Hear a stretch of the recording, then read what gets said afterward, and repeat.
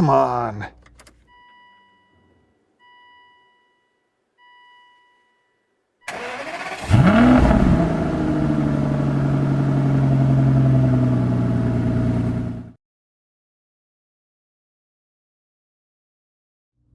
In this episode of Aston1936.com, I'm going to show you how to change the door check arms, more commonly known as gas struts, that hold these beautiful Swan Wing doors open on Aston Martin DB9 and the Vantage and the Virage actually, and the Rapide.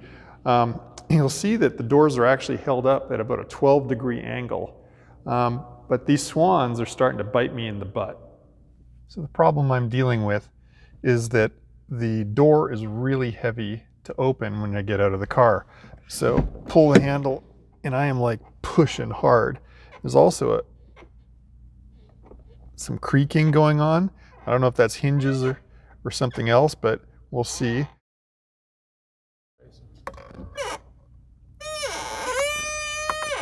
But you know, basically I'm having to push the door and hold it. It's not staying there. It's like it's coming back to hit me with some force.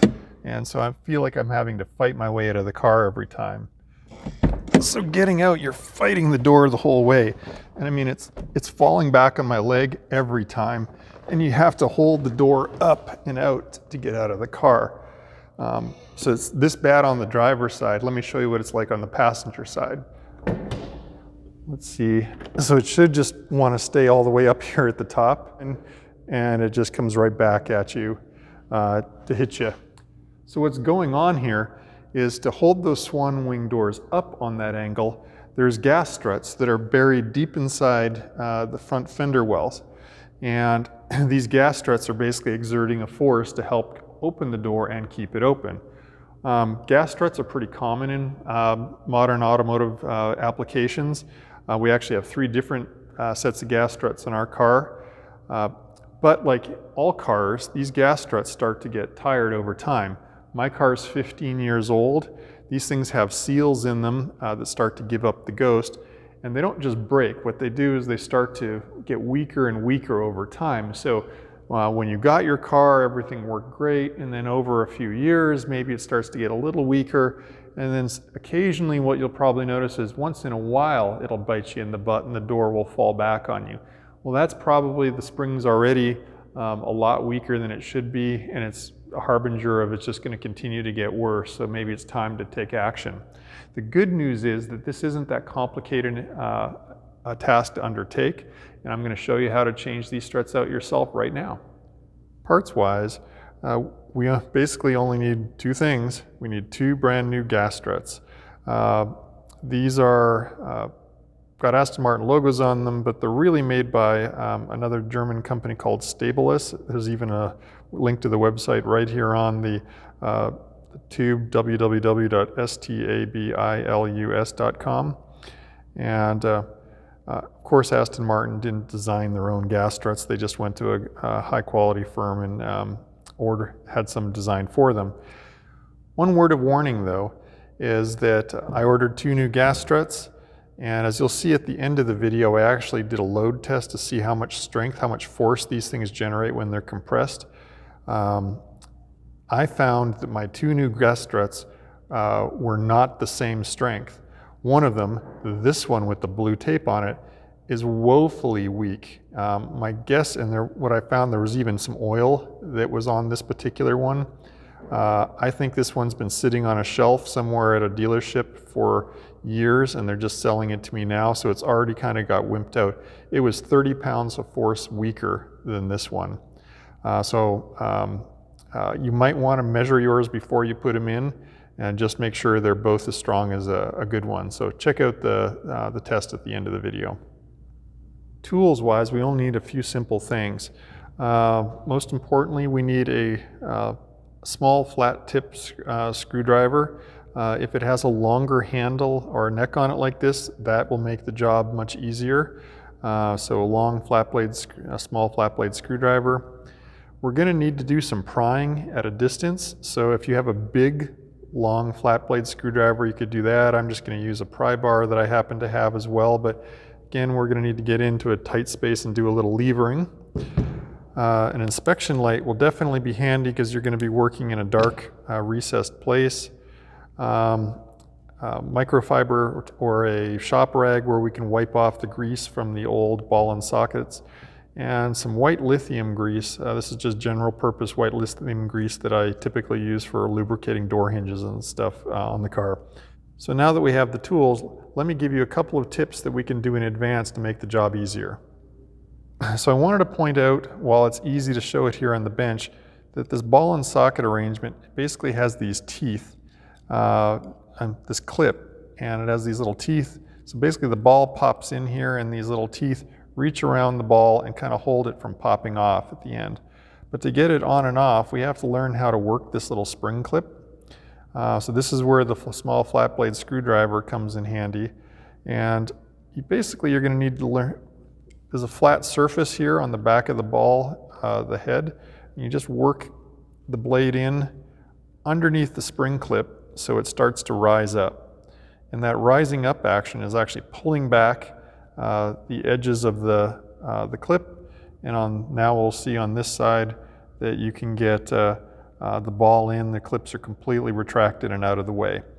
So this is the technique we're going to use when we reach into the dark, narrow place and we have to push this on over a ball that we can't even get our fingers to. We're going to put it on and then we're going to pull that screwdriver out. And then we need to just make sure, however we do that this clip snaps back into place. So we might have to use our screwdriver to push on it again if it doesn't just snap back into place automatically. The next tip is we want to make sure we have some grease down in the socket here. Basically this thing is always going to have a substantial amount of force on here, so we want to lubricate this ball and socket. Now from the factory there might be a little bit of grease in there already. You might want to just check the way it arrives on your doorstep. If it's not, or you're not sure, or you want to add a little bit more, we can put a dab of white lithium grease into that socket, and a dab is about that much, industry standard measure.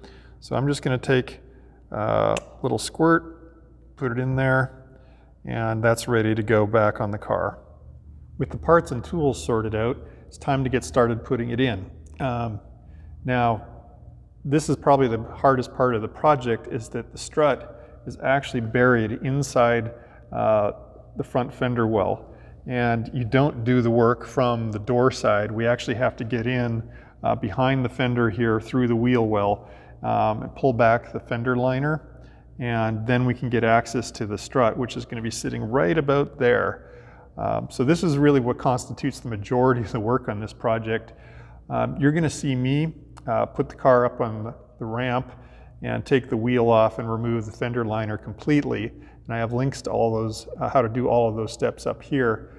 I suspect if you didn't want to go to that trouble, you could put your jack under here, just jack up this one corner, turn your steering wheel all the way to the left so that this part of the wheel pulls back as far as it can. And then you could undo just the rear half of the fender liner and pull it down and try and tug it out of the way so that you could sort of get yourself up in here. That's going to be miserable, but if you're trying to do it without making the extra effort, give that a shot. But honestly, if you've got it jacked up on this one corner, I think it's just going to be quicker for you to take the wheel off and pull the fender liner out the whole way, and then you'll have really much better access. One thought, if you're coming up on your 2-year service, you might want to just combine this work in at the same time you do the 2-year service, because you have the wheel off and the fender liner out to get access to the air filter. So if you can make it to your 2-year service interval, just change the struts out then. You can see that we've got the car off the ground, UB up on a jack stand. We've removed the inner fender liner. We've taken off the wheel so that there really isn't a ton of access. You've got to work up in here. So maybe we can get in here and have a close look. You just freehand. So what we're working on is, this is one end. This is the head of the end of the strut that's closest to us. This is what I'm going to keep calling the easy end. The hard end is way in the back here. If you follow the strut, it's in here. It's in this socket and through this slot. And you can probably just barely see it attaching to the the door check arm. Let me point out one other thing. Very close to this strut, right there, this is our side marker light. We're going to want to remove the side marker light as part of the process because we have to pry this socket down, and it's thanks to Rich at Red Pants, LOL, I know that it's very likely you can shear that plastic light fitting off. So we're just going to remove it. I'll show you how to do that while we're at it. So we're going to do a little switcheroo. The cameraman's going to be the helper now. And he's going to go and open and close the door. And I'm going to show you what goes on inside here as it opens and closes. So he's opening it. You can see the check arm moves across the slot. And right there, if we hold, the door is at full open now, and the head of the check arm exposes itself. It comes out the end of the slot, and it's just visible on the left side now. We'll be able to get a screwdriver on it. And then if he goes ahead and closes it, we'll see basically it compresses and moves back across the slot and until we get to full close. So we're going to be doing the work at the full open position, and trade out here. Just a little note. So you're going to need a helper. You're going to have to bribe your sweetie or a friend. And what's important when they're holding the door out at the full open position, so that's where it hits the end of the stop right now. You don't want them leaning on the door because once you pull the gas strut off, the restraint is going to go away and the door can over open, and you might be actually able to hit the front fender with it. So all the helper's supposed to be doing is stabilizing the door at full open. You don't want them pushing, pulling, you just want them holding it at this spot. So when the weight releases, it'll try to fall back a bit. They'll just hold it, but they're not bored out of their mind leaning on the door. So if you're on a desert island and you're completely alone and you have to change your door check strut, but you happen to have a camera tripod like we have kicking around the shop for shooting the videos, you can make it your faithful friend.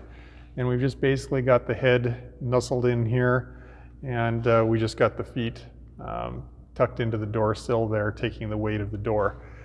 Since it's not leaning on the door and it's trapped in here, it should do a good job of holding the door in position. So shooting some of these scenes is going to be a little tough because we're working in a really tight space, but my cameraman's going to do his best.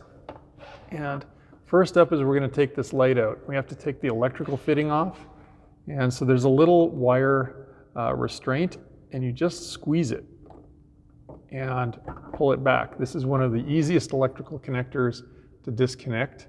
So it comes off very easily. And then I would suggest that you tuck this wire up out of the way for now.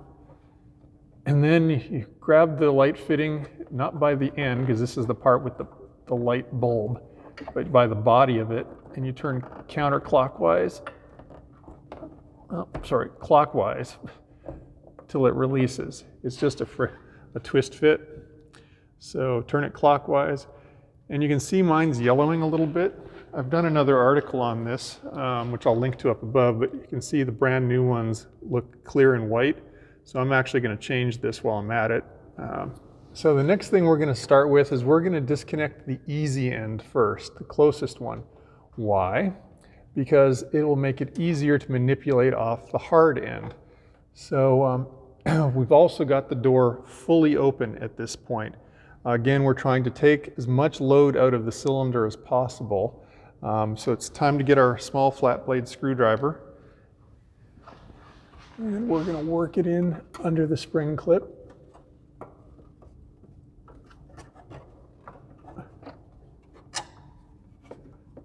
And I'm going to try and tug this down.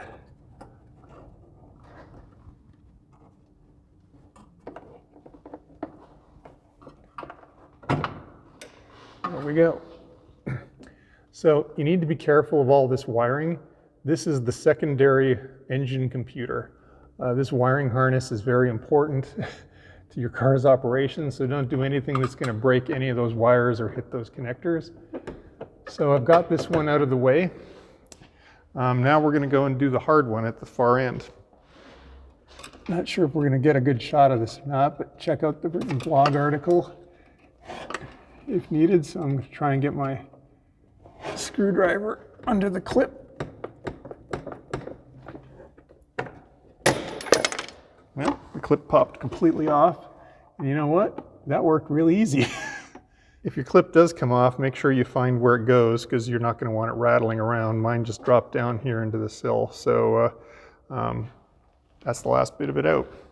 So it doesn't really matter since we're replacing the thing. I stuck the screwdriver on under so far it actually sprung the spring clip completely out, but off it came and fell out.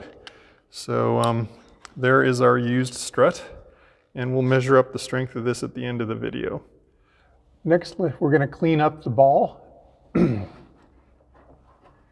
any of the old crusty grease or dry grit or anything else that's been resting on it off.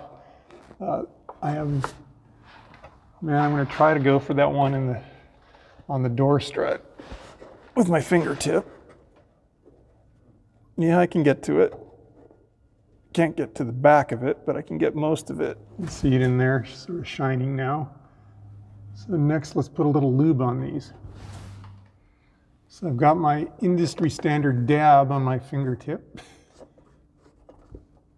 And even though we've got some in the socket, this is sort of just cheap insurance. Getting some on each of the balls.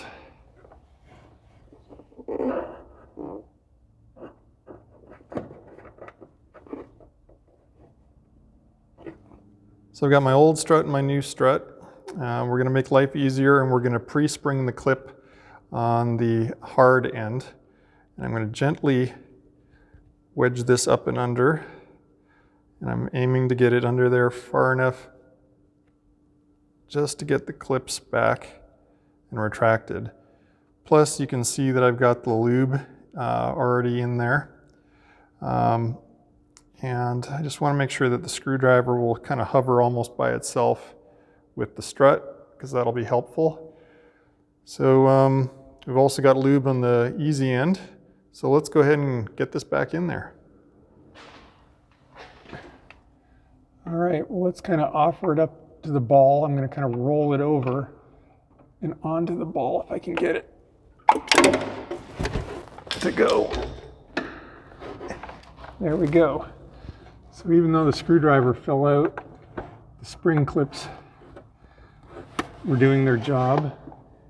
And we're up over the ball, but I'm going to use my long pry bar, and I'm just going to give that clip a bit of a nudge, because it doesn't look like it's maybe all the way on.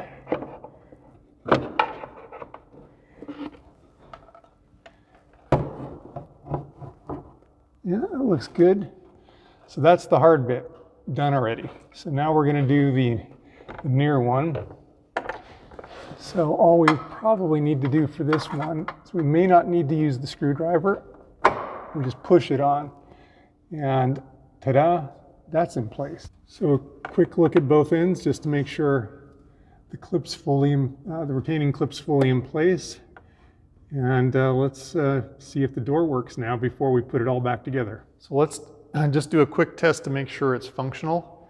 Oh yeah, I push down, it pushes back up. So your helper's done at this point.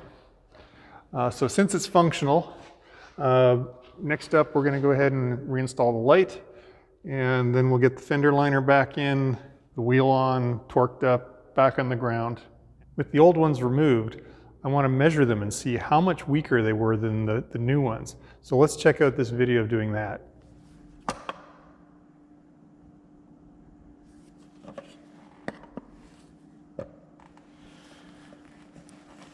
I like that notchy. So we'll just say 40. Struts. These are closer to 100 pounds.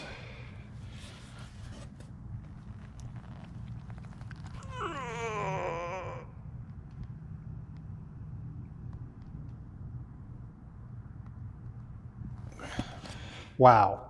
So the old ones were doing like 46 to 48 pounds of force. The new one's doing 108. So that's 60 pounds of difference in force, where the weak ones were down to 44% of their original strength. So no wonder the door was swinging and biting me as I got in and out of the car.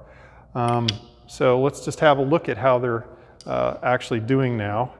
And before it would just, swing in and bite me.